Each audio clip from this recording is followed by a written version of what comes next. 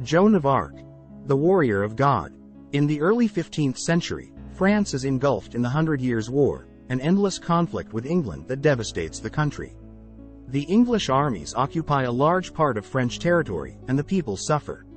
It is in this context of despair that a young girl from the village of Domre in Lorraine hears a call that will change her life and that of the entire nation. Joan of Arc, a 17-year-old peasant, is of fervent piety.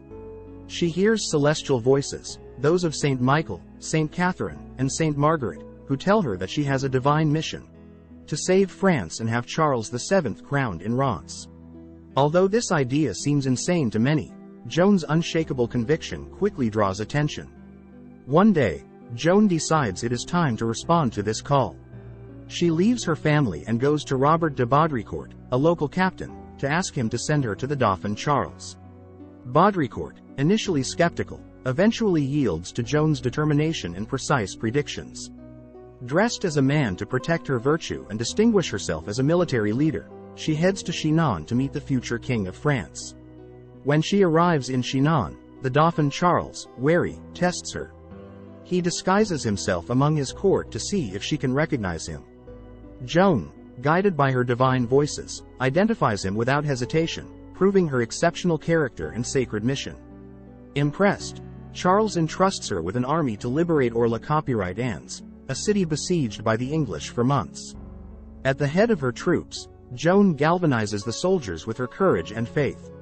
Under her banner, the French achieve several decisive victories, and Reims is freed. The morale of the French troops, once in decline, is restored thanks to the audacity and fervor of this young girl who appeared out of nowhere. However, the road to Reims, where Charles must be crowned, is fraught with obstacles. Joan and her army must fight the English and Burgundian forces, each battle a test of her faith and leadership. Despite the dangers, Joan remains unwavering. Her bravery inspires a new wave of popular support, and victories continue. Finally, Joan and Charles reach Reims, where he is crowned King of France. Joan's divine mission seems accomplished, but her destiny is far from sealed.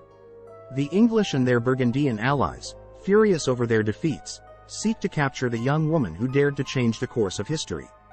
In May 1430, Joan is captured by the Burgundians during a battle near Campia di Eresus Gne.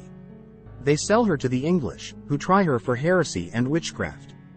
Despite torture and threats, Joan remains true to her convictions, asserting that her voices come from God. The tribunal, largely composed of her enemies, condemns her to be burned at the stake. On May 30, 1431, Joan of Arc is led to the stake in Rouen. Before the silent crowd, she asks for a cross to hold against her heart. Her last words are a prayer: Jesus, Jesus, Jesus. Although her life was brief, Joan of Arc's impact on French history is immense. Her courage, faith, and dedication to her country and God still inspire today. After her death, she becomes a martyr and a saint, canonized in 1920.